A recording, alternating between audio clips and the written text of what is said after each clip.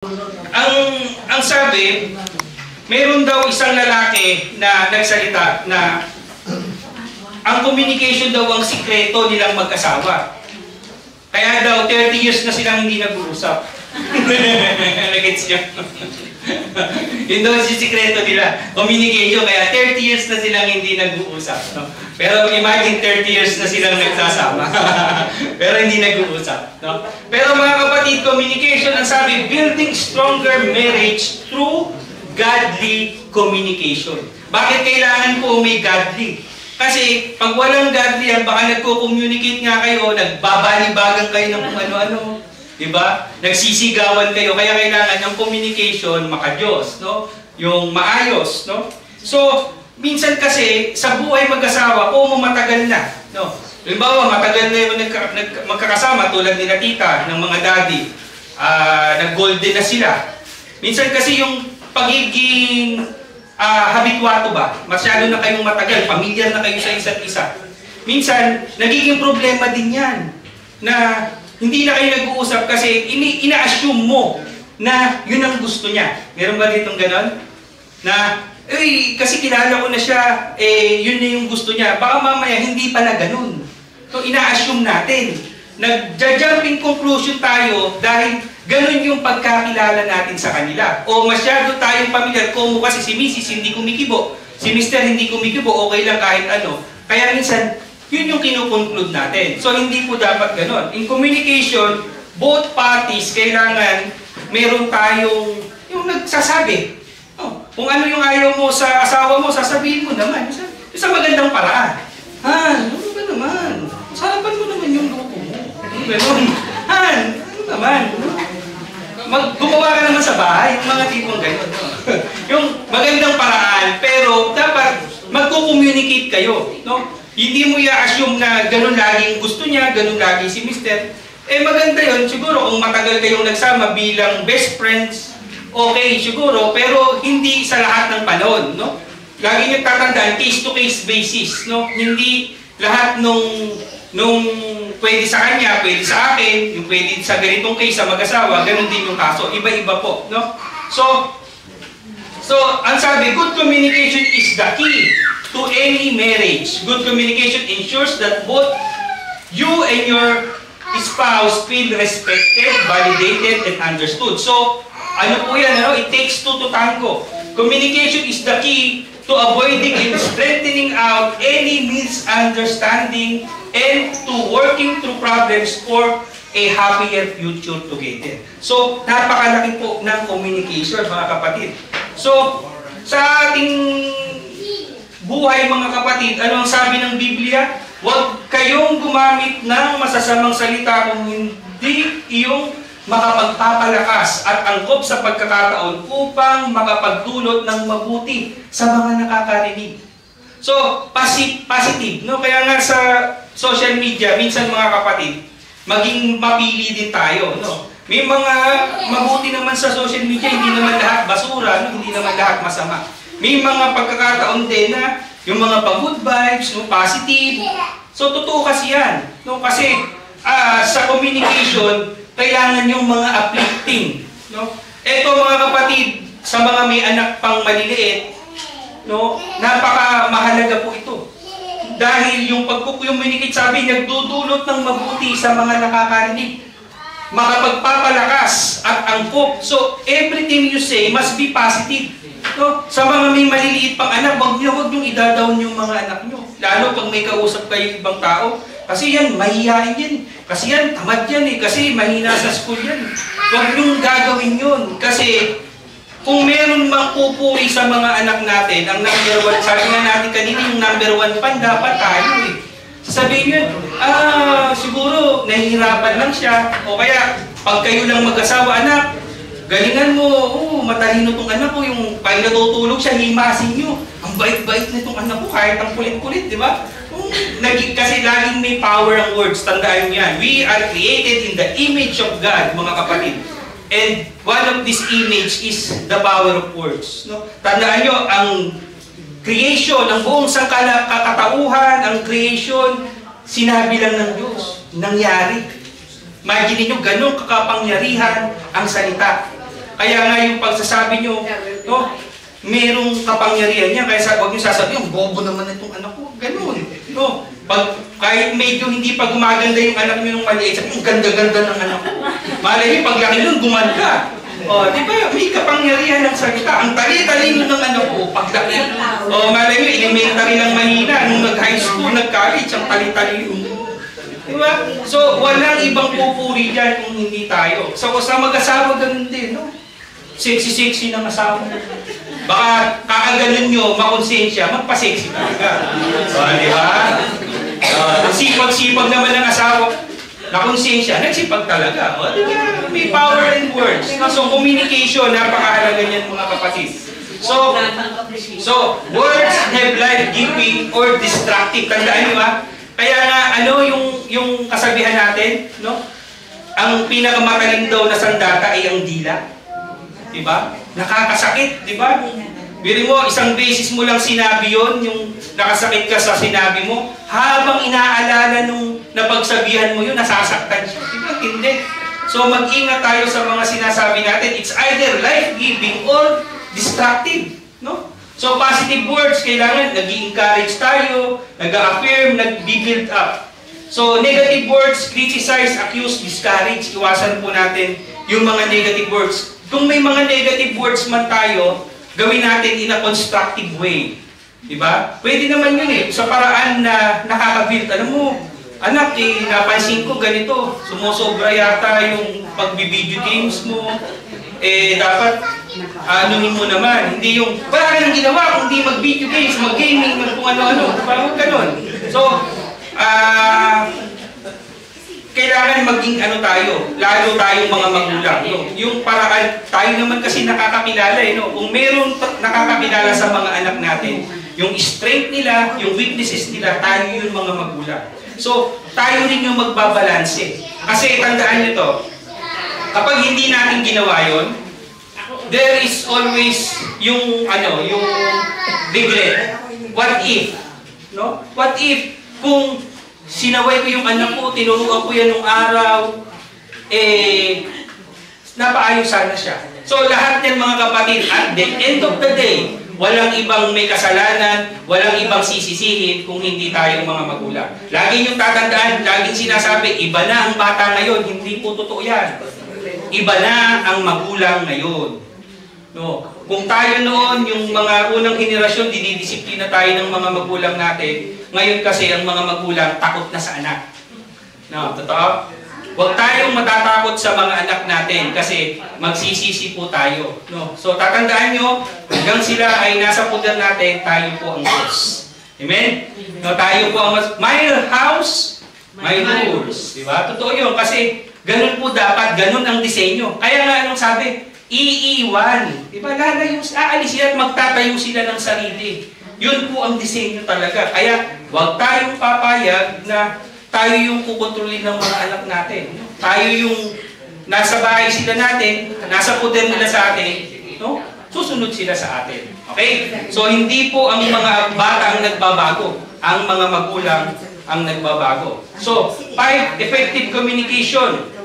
So, una, mag-listen po tayo. No?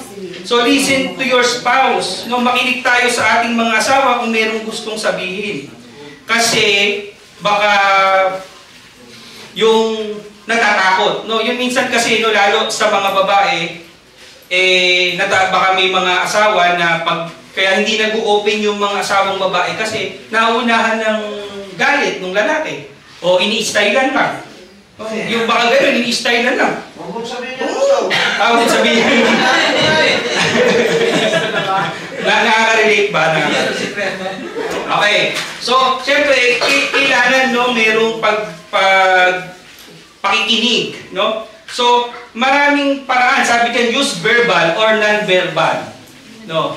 Minsan, pag may gusto, sinasabi, tapos ang mga babae, minsan mahirap ispilingin talaga eh.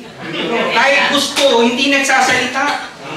No, kailangan mayroong alam ng lalaki kung paano yung hindi yung kilala mo dapat, yung mga gesture, di ba? Yung pag mayroong siyang tumahimik na, mayroong nagsimangot na, dapat alam ng mga lalaki yan, gusto niyan. Minsan kasi, yung pag sinabing ayaw, gusto pala. No, kaya mahirap maging lalaki eh.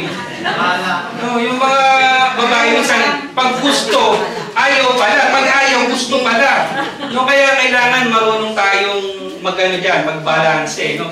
So, eto, understand how your spouse communicates. Meron bang magkaiba dito? May bawa, Ilocano, Tagalog, o ibang Italiano, o magkaiba. Minsan kasi, may problema sa pagsasalita, no? Yung pag, halimbawa, Ilocano o Tagalog, minsan yung may matigas, yung pagdi-deliver, akala mo, galit na. Sa Batanggenyo, ganun yata. No? Pag Batanggenyo, kahit laging galit, pero hindi naman. No? Depende. No? So, minsan, dapat kilala natin yung mga asawa natin kung paano sila magsalita. Tulad ko, ako minsan, lagi ako kasing high pitch eh. Kasi siyempre, nagsasalita ako madalas na Ilongga yun sa... Ilongga, malambing yung galit. Malambing pang nagalit. Umuwi ka na dito! Makakatikim ka! No. So, iba-iba. No, dapat yun alam natin. No? Alam natin kung paano sila mag-communicate. So, practice patience. Ito ang importante. No? Napakahalaga nito. So, communication between couples can improve by practicing patience. No, sabi din yung sikreto ng matagal na pagsasama. Yung dalawang marunong magpasensya. No, totoo yan kasi pag hindi magpasensya ang bawat isa, wala. Galit si lalaki, galit din sa babae. No, so anong sikreto? Huwag kayong sasabay. No, huwag niyong magsasabay yung galit. Kasi sigurado baka mamaya magkasakitan lang kayo. No? Sakitan physically and emotionally. No? So, dapat pasensya. No? Pasensya si lalaki, pasensya si babae. So, be mindful of words. No? Nabanggit natin kanina yan. No? Na hindi tayo dapat nagsasalita ng masasakit. No? So, ano pa? So, listening with empathy and humility. So, ang sabi ng Biblia, no, minsan kasi magaling lang tayo magsalita, hindi tayo marunong makinig. No? Kaya nga may libro, ewan ko kung nabasa yung librong The Art of Listening. Imagine, may art pala ang listening. No? Pero, yung art of speaking, hindi nila masyadong binibigyan ng hindi gumagawa ng libro dyan, art of speaking, kasi normal yung pagsasalita. Pero yung art of listening, may libro.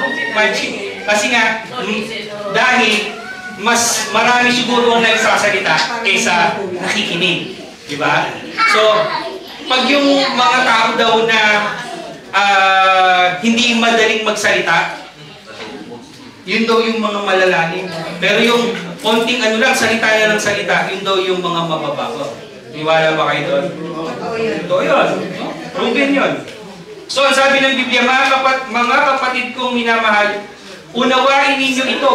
Maging alisto kayo sa pakikinig, mag-ingat sa pagsasalita at hindi agad nagagalit. No? Kasi, tandaan nyo, pag nagagalit tayo, maraming nagiging problema, no? Kapag nagagalit. No? Maling desisyon, maling nasabi, maling nagawa, no? Kapag galit. No? Kaya, kailangan natin na kontrolin. No? Yan ang sabi ng James 1:19. Be quick to listen, slow to speak, and slow to become angry. So, kailangan mahaba yung ating pasensya, mahaba yung ating pisik. No? So, yung mga listening techniques natin, no, kailangan pag may sinasabi yung mga asawa natin, ipakita naman natin na interesado sila. Minsan baka mamaya, nagdadrive kayo, tapos nagkwekwento yung asawa yung lalaki. Tapos, nakikinig ka ba? Ganon. Sige nga, ano yung sinabi ko? Hindi pala nakikinig man lang. Ano gagawin ngayon ng asawa? Bahala ka naman.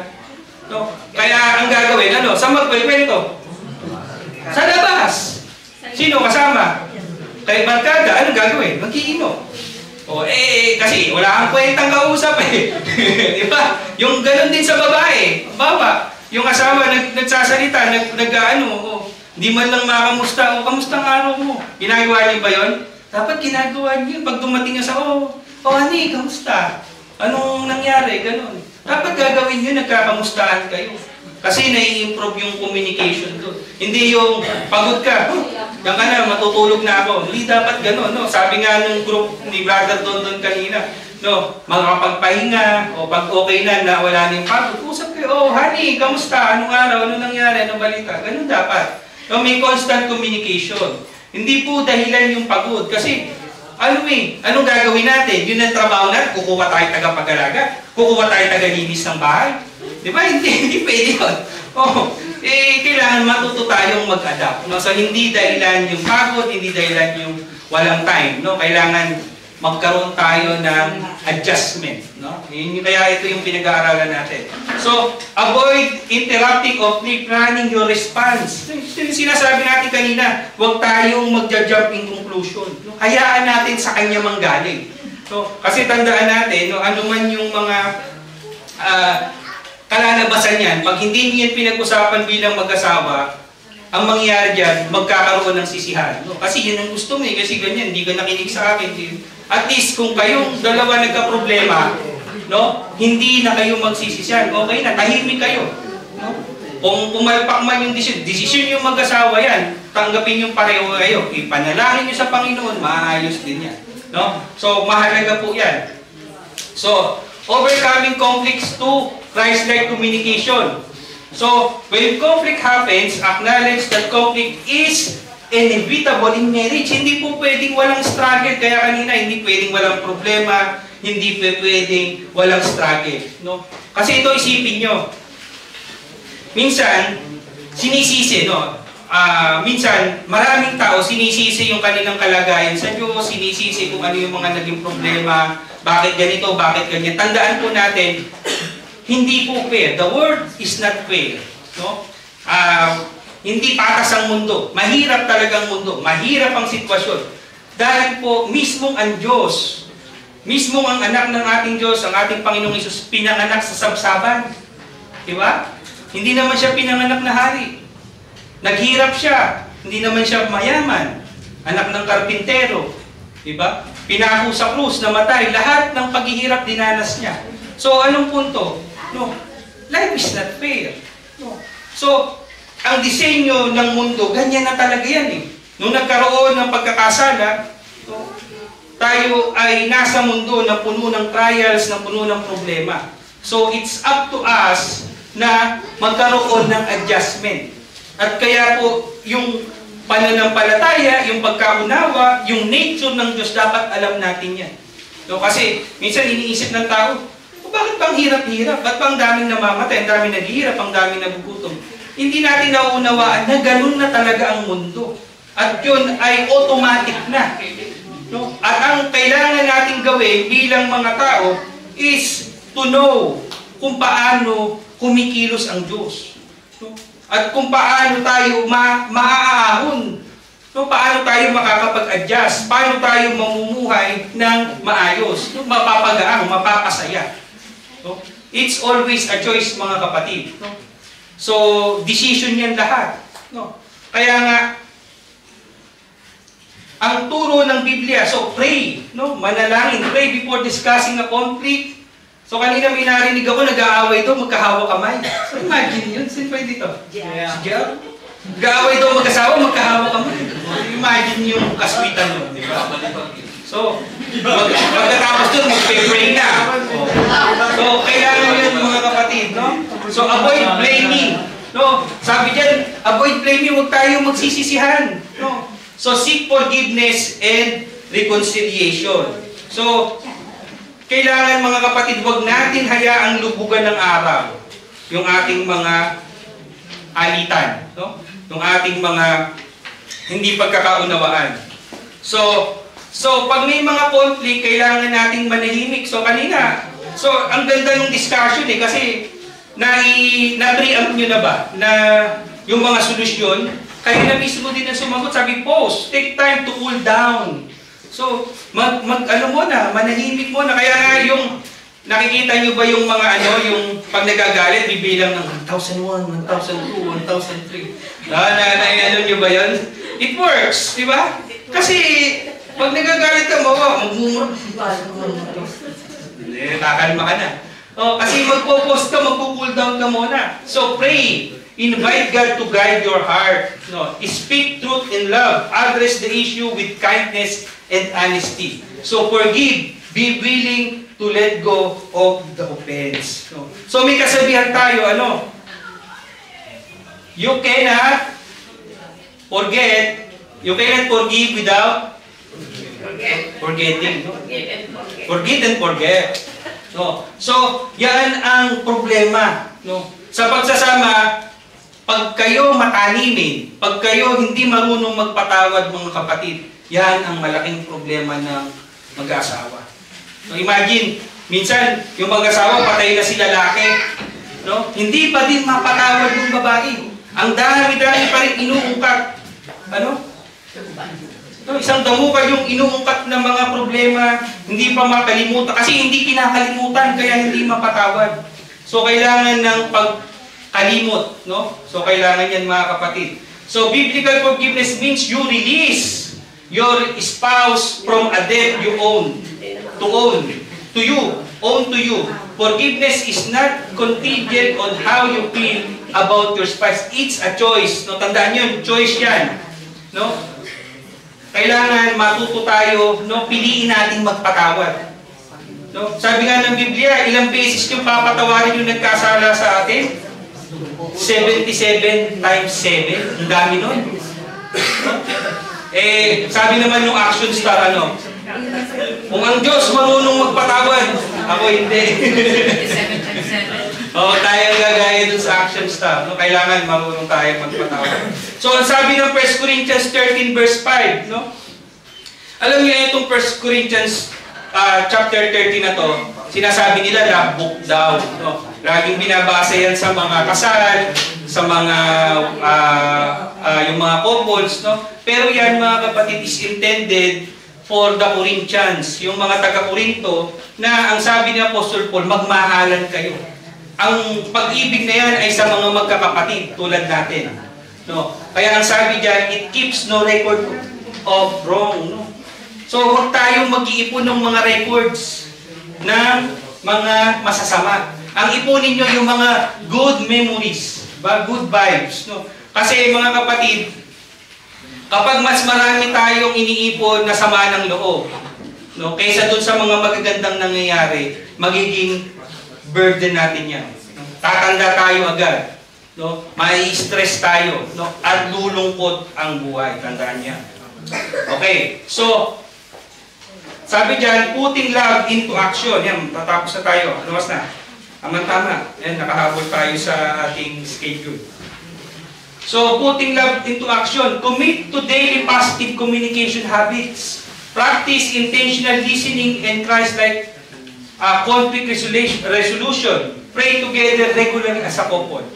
So, pagdating po mamaya, meron po tayong mga simple guidelines kung paano manalangin. Lahat ba tayo marunong manalangin? So, si Jimmy lang sumagot. So, yung Our Father, yung Our Father, yun yung general, ang tawag kasi doon, yun yung general prayer na sinabi ng ating Panginoong Hesus. Pero, halimbawa, magkasama kayo, di ba, magpe-pray kayo, Our Father who art in heaven, hallowed be thy name. Parang, di ba, parang appropriate ba doon sa sitwasyon?